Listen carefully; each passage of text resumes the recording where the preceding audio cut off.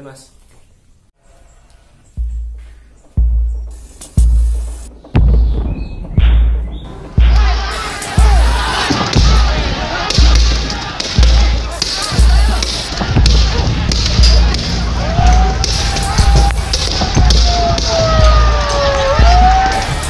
Bentrokan antara polisi dengan massa buruh dan mahasiswa terjadi. Aksi saling dorong dan lempar batu tak terhindarkan hingga polisi membubarkan massa dengan menembakkan gas air mata. Petugas kemudian mengamankan satu orang yang diduga provokator.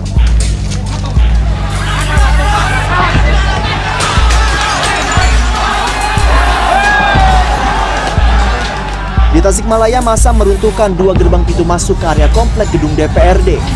Massa yang semakin tak terkendali juga merusak pos keamanan dan memecahkan sejumlah pot bunga.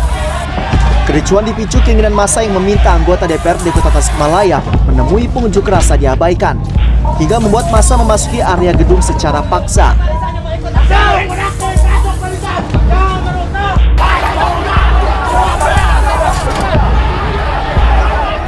Gerbang kantor DPRD Jawa Tengah di Jalan Pahlawan Semarang juga bernasib sama.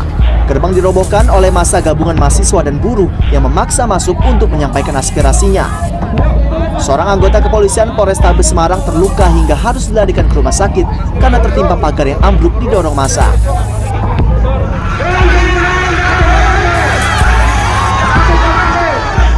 Aksi saling dorong antara ratusan anggota serikat buruh dan kepolisian juga terjadi saat para buruh yang akan melakukan sweeping ke salah satu pabrik garmen di kawasan industri Sukabumi Utara dihalangi oleh polisi.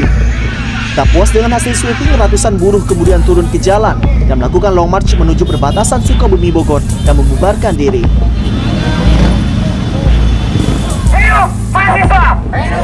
Sedangkan di Makassar, sejumlah jalan protokol diblokir oleh massa dengan menyandera sebuah tronton dan juga membakar ban bekas. 1,2 juta dosis vaksin COVID-19 mendarat di Bandara Soekarno-Hatta pada Minggu 6 Desember 2020. Vaksin COVID-19 pertama di Indonesia yang diproduksi oleh Sinovac Life Sciences Tiongkok ini adalah CoronaVac, terbuat dari sel ginjal monyet hijau Afrika atau sel Vero yang telah diinokulasi dengan SARS-CoV-2 atau strain JN02. Dilansir oleh Tribun News, CoronaVac merupakan kandidat vaksin yang tidak aktif terhadap COVID-19.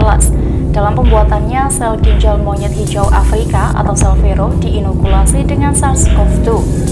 Pada akhir masa inkubasi, virus dipanen, kemudian diinaktivasi dengan beta-propiolakton, kemudian dipekatkan, dimurnikan, dan akhirnya diserap ke dalam aluminium hidroksida.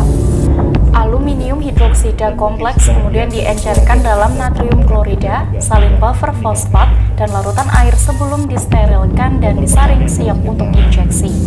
Sementara placebo hanyalah larutan pengencer aluminium hidroksida tanpa virus. Baik vaksin maupun placebo disiapkan di fasilitas Good Manufacturing Practice dari Sinovac Life Sciences. Ini secara berkala diperiksa oleh Komite Administrasi Produk Medis Nasional Cina. Teknologi inaktivasi banyak menggunakan partikel virus yang dimandikan untuk dapat memicu sistem kekebalan tubuh terhadap virus tanpa menimbulkan respon penyakit yang serius. Dengan metode ini juga memungkinkan vaksin lebih mudah disimpan di lemari es dengan standar suhu 2-8 derajat Celcius dan dapat bertahan hingga 3 tahun. Vaksin COVID-19 buatan Sinovac sejauh ini masih dalam fase 3 atau tahap terakhir uji klinis. Dalam publikasi terakhir yang dipublikasikan di jurnal ilmiah The Lancet edisi 17 November 2020 baru melampirkan hasil dari fase 1 dan 2. Terpisah, Kepala Badan Pengawas Obat dan Makanan, Dr. Penny Kalukito MCP, mengatakan bahwa izin edar vaksin ini baru bisa dikeluarkan pada minggu ketiga atau keempat bulan Januari 2021 mendatang.